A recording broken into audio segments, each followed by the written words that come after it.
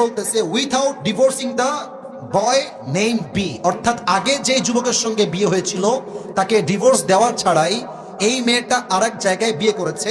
What should they do now? এখন তার প্রশ্ন হচ্ছে হুজুর তারা কি করবে? প্রথম কথাই আমি বলতে চাই মেয়েটার বিয়েটা হয় নাই। এর কারণ কি? যদি কোনো মেয়ে সেকেন্ড কোনো বিয়ে করতে চায় তার স্বামীকে রেখে, তার স্বামীকে তাকে তালাক দিতে হবে। তালাক দিলেই হবে না, 3টা পিরিয়ড পার করতে হবে। 3টা পিরিয়ড যখন পার হবে তখন স্বামী এবং স্ত্রীর মাঝে রিলেশনশিপটা ফুললি ব্রেকআপ হবে। তখন মেয়েটা চাইলে অন্য কোনো জায়গায় বিয়ে বসতে পারে। এখন সে যে প্রশ্ন করেছে এই প্রশ্ন হচ্ছে এমন, হুজুর সে ওই প্রথম ছেলেকে ডিভোর্স না দিয়ে আবার আরেক জায়গায় বিয়ে করেছে। আমার মনে হয় যেই মেয়ে প্রথম স্বামীর থেকে ডিভোর্স না নিয়েই অন্য কোথাও বিয়ে বসে যায় তার চরিত্রে নিশ্চিত ভেজাল আছে যুবক ভাইরা।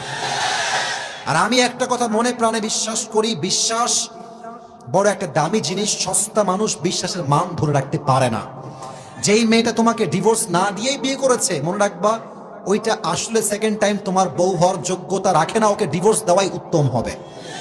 তবে মেয়েটা যদি এখন সত্যি বিয়ে করে সংসার করে, আমি আপনাকে কোরআন দিয়ে বলছি, হাদিস থেকে বলছি, কোরআনের চোখ দিয়ে বলছি, হাদিসের চোখ দিয়ে বলছি, মাসআলার চোখ দিয়ে বলছি, মেয়েটা এখন স্বামীর সঙ্গে থাকলেও জেনা হবে, শুইলেও জেনা হবে, ডানে বামে যাবে, একসঙ্গে থাকবে, দ্বিতীয় স্বামীর সঙ্গে প্রত্যেকটা কাজ জেনার শামিল হবে। কারণ তার প্রথম বিয়ের থেকে সে এখনো মুক্তি পেতে পারে নাই। কথা ঠিক আছে কিনা বলে?